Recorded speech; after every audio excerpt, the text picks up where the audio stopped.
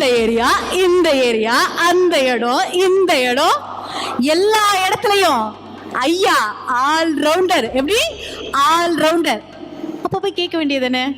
வருவாய் பற்றாக்குறை, இந்த வெள்ளை அறிக்கை அப்படிங்கிற பேர்ல ஒரு வெத்து பேப்பர், எப்படி ஒரு வெத்து பேப்பரை கையில கொடுத்து போட்டீங்கல்ல, அந்த பேப்பரை எடுத்துட்டு போய் நீங்க யார்கிட்ட கேட்கணும் அப்படின்னா, நம்மளுடைய மோடிஜி ஐயா இருக்காங்கல்ல, அவங்கள்ட்ட போய் அந்த ஏரியா, இந்த ஏரியா, இந்த ஏரியா, அந்த ஏரியா, எல்லா ஏரியாலும் ஐயா ஜெல்லுமான்னு சொல்லி வருவாய் பற்றாக்குறைன்னு இருக்குல்ல, அதுல ஒன்றிய அரசு நமக்கு தர வேண்டிய நிதி பற்றாக்குறை இருக்குல்ல, அத போய் கேளுங்க. அதாவது பொய்யிலே பிறந்து பொய்யிலே வளர்ந்த லாற்றி பெருமானோடு என்ன ஒரு மாட்டுக்கு. அப்ப எங்களை எல்லாம் பார்த்தா உங்களுக்கு என்ன மாடு மாதிரி இருக்கா? இவங்க என்ன ட்ரை பண்றாங்கன்னு தெரிஞ்சுக்கோங்க. பிராண்டிங் பண்றாங்க. டிவிகேவை ஸ்கூல் குழந்தைங்க கிட்ட பிராண்டிங் பண்ற விஷயத்துல தான் டிவிகே மொத்தமா இறங்கி இருக்கு. டயா பூஸ்டர் சுகரை கண்ட்ரோல் பண்ணும், உங்க ஆரோக்கியத்தை மீட்டு தரும். சர்க்கரையை கட்டுப்படுத்துறதுக்கான எளிமையான வழிமுறை, இயற்கையான வழிமுறை. அனைத்து மருந்து கடைகளிலும் கிடைக்கும். இங்கே அந்த திராவிடியன் ஐடியாலஜி அப்படிங்கிற ஒரு ஈர்ப்பின் மூலமாக இங்கே வந்திருக்கக்கூடிய அனைவருக்கும் என்னுடைய வணக்கங்கள். சரி, இப்போ நம்மலாம் சேர்ந்து ஒரு பாட்டு பாடலாமா? பாடுவீங்களா கூட? அந்த ஏரியா சேர்ந்து பாடுங்க. அந்த ஏரியா, இந்த ஏரியா, அந்த இடம், இந்த இடம், எல்லா இடத்துலயும் ஐயா ஆல் ரவுண்டர். எப்படி ஆல் ரவுண்டர்? அப்ப போய் கேட்க வேண்டியது என்ன? வருவாய் பற்றாக்குறை, இந்த வெள்ளை அறிக்கை அப்படிங்கிற பேர்ல ஒரு வெத்து பேப்பர், எப்படி ஒரு வெத்து பேப்பரை கையில கொடுத்து போட்டீங்கல்ல, அந்த பேப்பரை எடுத்துட்டு போய் நீங்க யார்கிட்ட கேட்கணும் அப்படின்னா, நம்மளுடைய மோடிஜி ஐயா இருக்காங்கல்ல, அவங்கள்ட்ட போய் அந்த ஏரியா, இந்த ஏரியா, இந்த ஏரியா, அந்த ஏரியா, எல்லா ஏரியாலும் ஐயா ஜெல்லுமான்னு சொல்லி வருவாய் பற்றாக்குறைன்னு இருக்குல்ல, அதுல ஒன்றிய அரசு நமக்கு தர வேண்டிய நிதி பற்றாக்குறை இருக்குல்ல, அதை போய் கேளுங்க. அதையும் கேட்டுதானே சொல்லணும். நீங்க தான் தைரியமான ஆளாச்சே, நீங்க தான் கில்லியாச்சே, அப்ப அங்க போய் கேளுங்க சிஎம் சார். ஏன் அங்க கேட்க மாட்டேங்கிறீங்க? ஏன்னா உங்களால கேட்க முடியாது. எப்படி கேட்க முடியாது? இதுல என்னன்னா, கிட்டத்தட்ட 2 மடங்கு கடன் அதிகமாகி விட்டது. ஐயோ, நாங்கள் எங்கே செல்வோம்? நம் நாடு அதல பாதாளத்தில் சென்று கொண்டிருக்கிறது டயலாக் இங்க நின்னுக்கிட்டு. அப்புறம் என்ன பண்றது? நிதி ஆயோக் கோட்டையில தம்பி ஒரு போட்டோ காமிச்சார்ல, அங்க போய் இப்படியே உட்கார்ந்துகிட்டு என்ன பண்றது? எப்படி பேசினாரு? தமிழ்நாடு பொருளாதாரத்தில் இரட்டை இலக்க எண்ணாக இருக்கிறது. ஏன் அதை வெள்ளை அறிக்கையில சொல்ல முடியாதா? கடன் அதிகமாகுது அப்படின்னா பொருளாதாரம் வளர்ந்துருக்குல்ல. கொரோனா பீரியட்ல பொருளாதாரத்தோட பெர்சன்டேஜ் என்ன? 0. 0ல இருந்து 11.19 கொண்டது அதிடா திமுக. அப்படி போய் நின்னாங்க. நாங்க அந்த ஏரியா, இந்த ஏரியா கில்லி எங்களுக்கு பாட தெரியாது, நாங்க தமிழ்நாட்டை கில்லி மாதிரி வச்சிருந்தோம், நாங்க கில்லின்னு பெருமை பீத்திக்கிறதுக்கு ஆள் கிடையாது நாங்க. அது வெள்ளை அறிக்கை. இப்போ ஒரு வெள்ளை அறிக்கை கொடுக்குறாங்க, 15 வருஷம் எடுப்பாங்க. 15 வருஷம் எடுத்து அதுக்கப்புறம் வெள்ளை அறிக்கை 10 வருஷம் எடுப்பாங்க, வெள்ளை அறிக்கை கொடுப்பாங்க. சார் எதுக்கு 5 வருஷம் எடுத்தான்னு தெரியுங்களா? தெரியுமா? எஸ்கேபிசம். எப்படி? தப்பித்து ஓடுவதற்காக. அவருக்கு மகளிர் உரிமை தொகை தர மனசில்லை, மக்களுக்கு விடியல் பயணம் திட்டம் கொடுக்க மனசில்லை, உங்களுக்கு மக்களுக்கு வெல்ஃபேர் ஸ்கீம்ஸ் கொடுக்க மனசுன்னு சொல்லிட்டு போங்க கில்லி சார். அப்படி சொல்லிட்டு போங்க. அதை விட்டுட்டு என்ன சொல்றது அப்படின்னா, திமுக எல்லாத்தையும் சுரண்டிட்டு போயிடுச்சு, திமுக ஒன்னத்தையுமே வைக்கல அப்படின்னு சொல்லிட்டு என்ன புலம்பல் பார்த்துக்கோங்க. அந்த வெள்ளை அறிக்கையில மக்களைய கேட்டுக்கோங்க. என்னால முடியல. அந்த அளவுக்கு பொய்யாக வெள்ளை அறிக்கை என்ற பெயரில் ஒரு வெட்டு அறிக்கையை கொடுத்திருக்கிறாங்க. எல்லாமே ஃபேக். ஒரு விஷயத்துல ஃபேக்ட் இல்ல. ஆனா ஃபேக்ட் பேசுறதுக்கு கொண்டு போய் உட்கார வச்சாரா நிதி ஆயோக்னு ஒரு இடத்துல, அங்க போய் நீ ஒத்துக்கிட்டு தானே ஆகணும். அப்புறம் இந்த உலக தொலைக்காட்சி வரலாற்றிலேயே முதல் முறையாக அப்படின்னு இவங்க பேசுறதெல்லாம் எப்படி இருக்குன்னா, இத்தனை வருஷம் இவங்க கோமால இருந்தாங்களா, என்னடா பேசிட்டு இருக்கீங்கன்ற மாதிரி.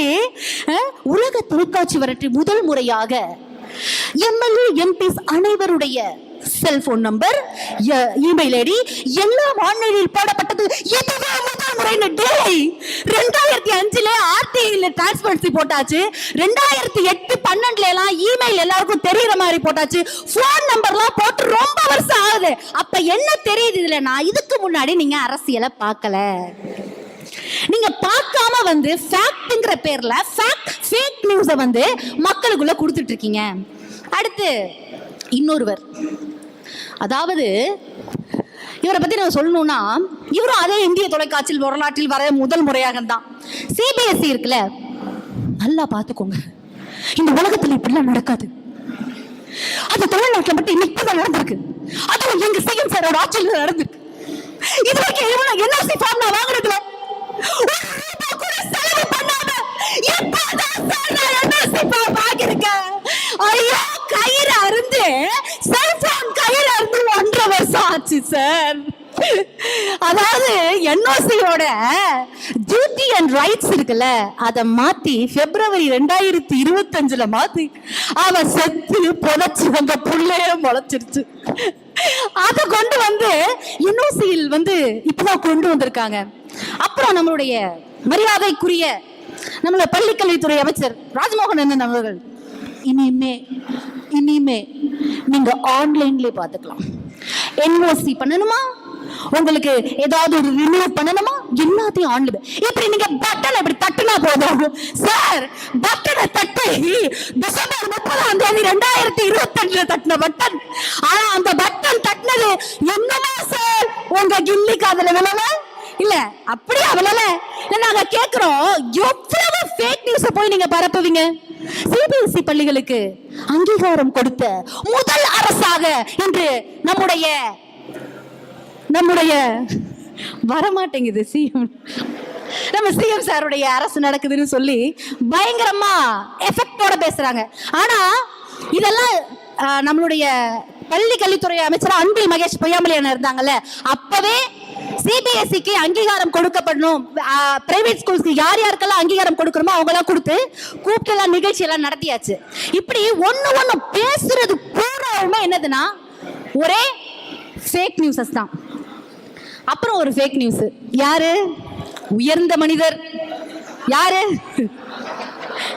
நம்ம அண்ணன் என்ன சொல்றாருன்னா, மாட்டுக்கு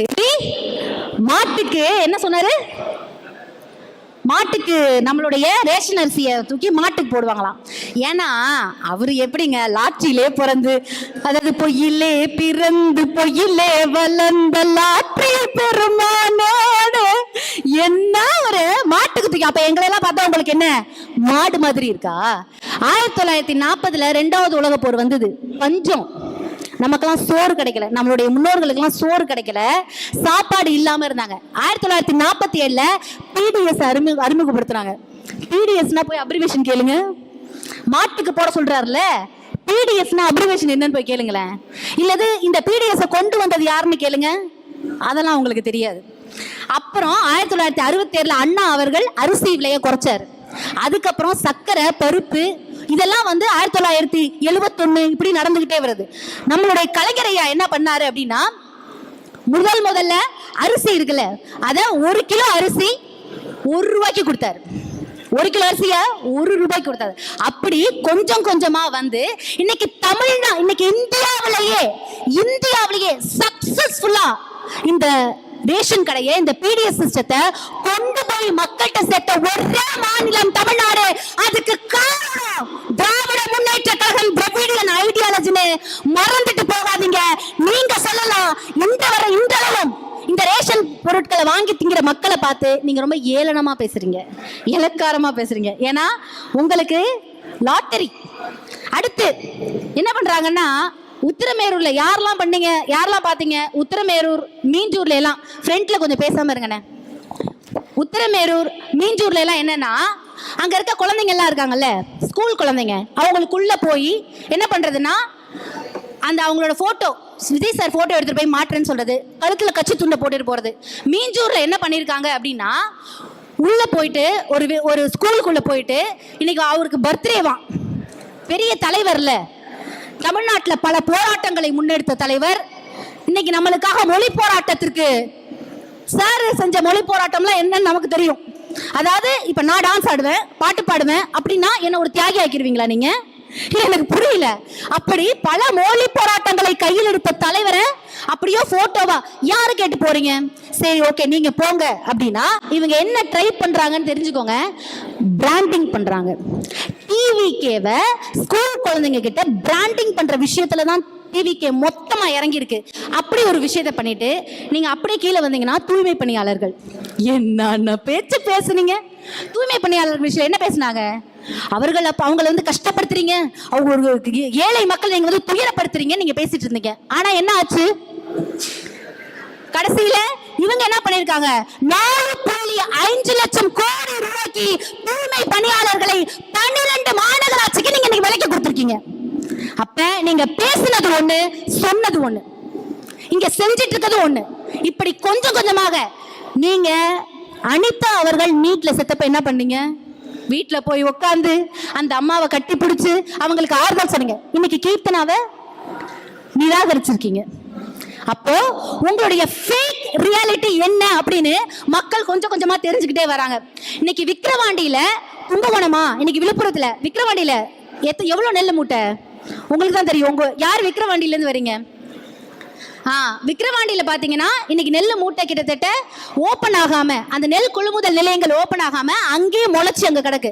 இதை பத்தி அவர் யாராவது கேள்வி கேட்பாருன்னா கேட்க மாட்டாங்க. அதுக்கு மேல என்ன தெரியுமா பண்றாங்க? 11.4 லட்சம் விவசாயிகளின் கடன் தள்ளுபடி செய்யப்பட்டதாம். எப்படி 50,000 ரூபாய் கடன் வாங்கி நீங்க தள்ளுபடி பண்ணது 11 லட்சமா?